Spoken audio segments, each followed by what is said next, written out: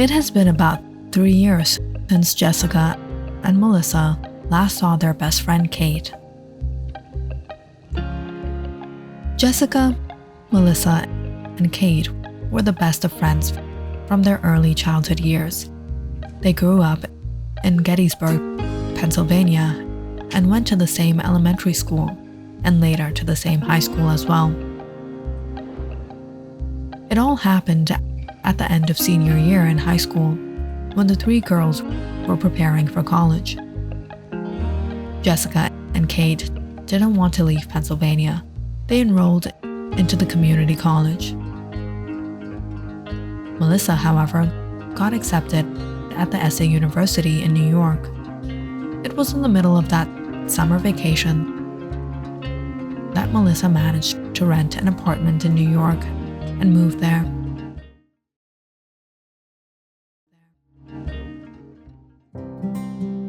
Melissa missed Pennsylvania a lot, and she missed her friends even more. Once college began, she became quite busy and ended up losing contact. It was in her third year in New York that Melissa got a chance to visit her hometown again. She had heard Kate moved elsewhere, but Jessica was still in town. She planned to find Kate where she was and have a crazy girls' night out before she left for college again. But when she met Jessica, she was devastated to find out that Kate had never returned. She never called. There was no way to communicate with her anymore, and Jessica didn't know where Kate was anymore. What do you mean you don't know? I mean, how could you lose contact with her? Did you try emailing her? Isn't she on social media? I warned her, but she wouldn't listen. What are you talking about, Jessica? What happened to Kate? That summer you left was the strangest summer of my life. You wouldn't believe me if I told you. You know how Kate was. She wasn't really into dating. She always had her nose stuck in her books, and we would have to push her out of her house every Friday night. I don't know what she saw in him, but he just came out of nowhere and changed it all. He wasn't from around here, and I don't know where he was from either. His name was Jude Dawson. He claimed he was 23, about 5 years older than us at the time. But I always had a feeling he was lying about his age. He had to be at least 30, the way he spent money, and he was a bachelor. He never spoke about anything of his family or his parents. Where was he getting all that money from? It all happened in 2 weeks, Melissa. Believe it or not, he convinced Kate in 2 weeks, probably even less than that. It was so strange how Kate was never bothered by how he never answered anything about his life. So, what is it that you do? Are you attending college? Do you work? I graduated a year back. I do business now. What's that? What kind of business? If you don't mind me asking. It's nothing big, just a few tips and tricks. I trade people.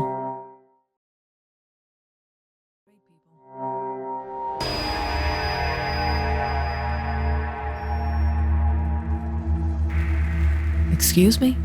Can you explain that again? I thought I heard you say you trade people. What is that? Mostly young. The old ones don't sell. Women are always in demand.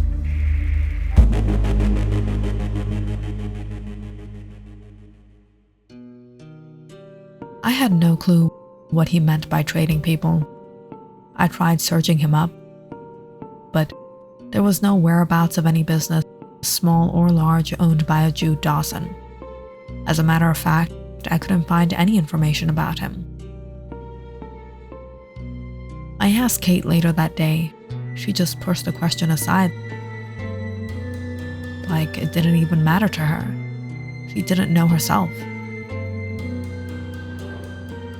That was the beginning of all the strange things I noticed in him in the 2 weeks that he was in town.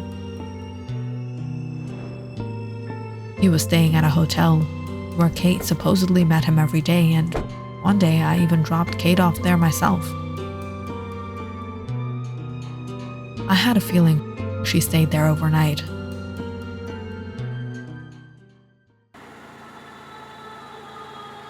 When I met her the next morning, as soon as I met Kate, I knew something was up. She was different. It was like she couldn't pay attention. She was physically there with me, but her mind was somewhere else. She kept forgetting the simplest of things, like where the bus stand was or which way the exit of a shop was. We went to do some shopping and got some cheap makeup. She handed the cashier a $100 bill instead of a 20 and just walked away. She wasn't in her right mind anymore.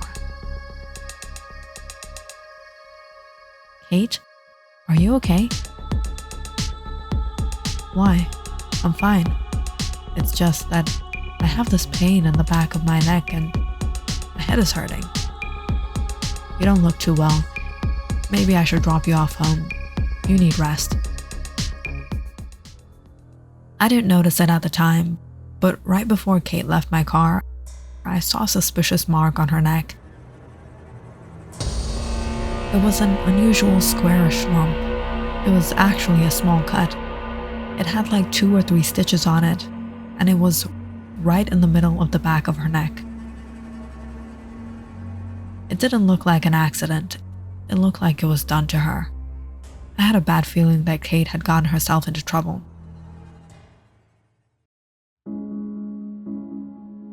I tried to talk to her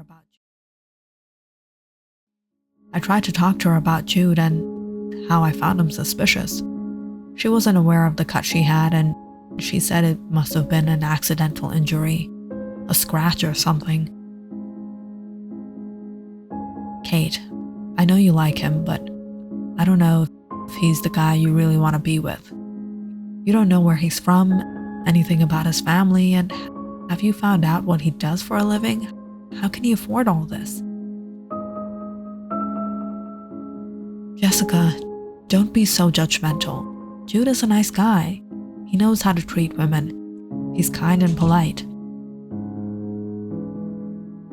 How can you be so sure? You've only known him for 4 or 5 days. Are you jealous? You're my best friend, Kate. I'm happy you're happy, but I'm worried for you. You don't have to worry about me. Jude would never hurt me. He cares for me like no one ever has. Things between me and Kate were a little rough at the time. I didn't want to ruin our friendship, so I avoided convincing her after that. I couldn't ignore everything that was going on. I decided to talk to Jude personally one-on-one. I went to the hotel he was staying at. Excuse me, I would like to meet Jude Dawson. He's staying at this hotel. Do you know which room? No, I'm sorry. It's alright. I'll check the register. The receptionist checked the register. She called up the staff, but no one knew any person named Jude Dawson staying at the hotel. I was more confused than ever. I dropped Kate off at the hotel the other day. I saw Jude entering the hotel. Then how could the staff not know him or have records of his stay? I left the hotel without much of a fuss. I didn't want the people thinking I was a freak, but at that point, I was sure that Jude was up to something. I spent the whole day across the street, from shop to shop, waiting to see when Jude would leave, if he was even staying there at all. I was shocked when I saw him walk out and get into his car. I couldn't understand why the receptionist lied to me or why the whole staff would make a drama about it. I had to get my hands on his wallet or his bag, something that could have his information on it.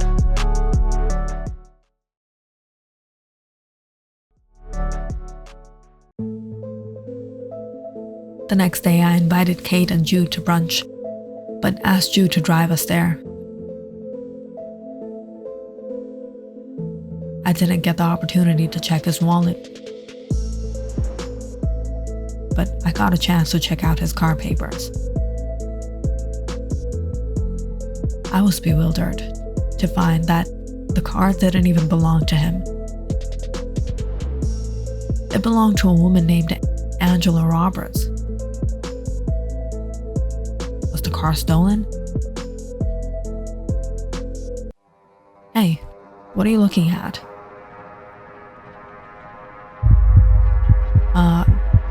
These fell out when I was searching for my necklace. It dropped somewhere in the car. Dropped in the glove compartment? I think Kate's waiting for us. We should get going. Maybe it's time for you to get going. Jude took out a knife from his pocket. He was looking at me like I wasn't human, like I was some sort of animal.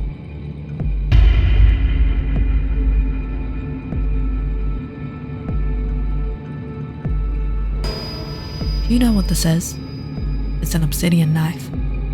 They say it's so sharp it can cut through cells and DNA, let alone soft, smooth skin like yours.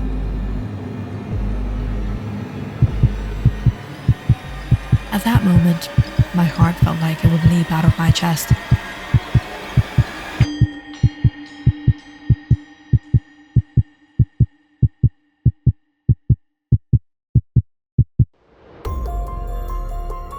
If Kate hadn't shown up at that time, I don't know what would have happened to me.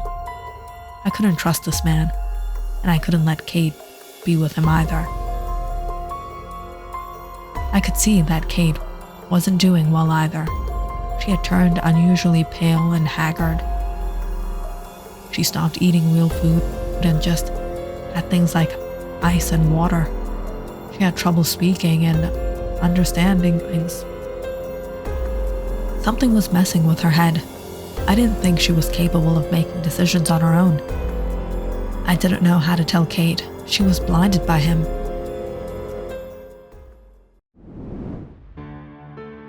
It was about 10 days since they met that Kate called me up one morning and told me that she was leaving Pennsylvania.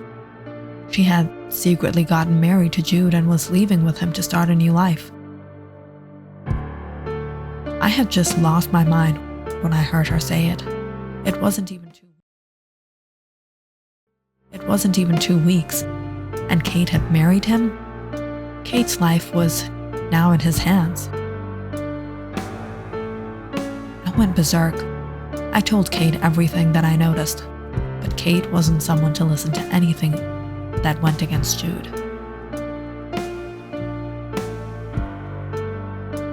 I had no other choice but to talk to Kate's parents about it. I was amazed to see that they didn't have a problem with their 18-year-old daughter getting married to a stranger and leaving town. But I sensed an uneasiness in their voice, a panicked tone, like someone was watching them, like they were being forced to say what they were saying. I couldn't talk to them into anything. The following Sunday night, Kate and Jude were leaving in his car. There was nothing I could do but watch.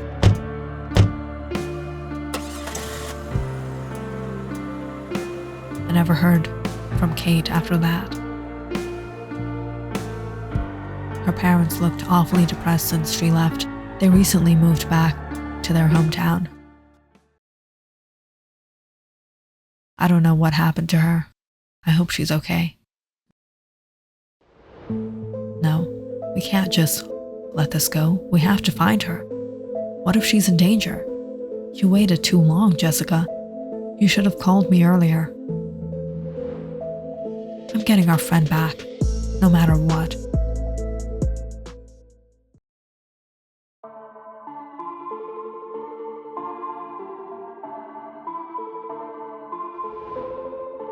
How about we get dinner together tomorrow?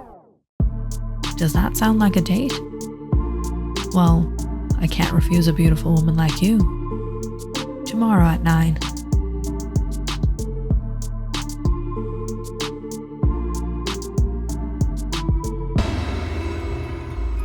Next target. Locked. Looks like the hunt will go on.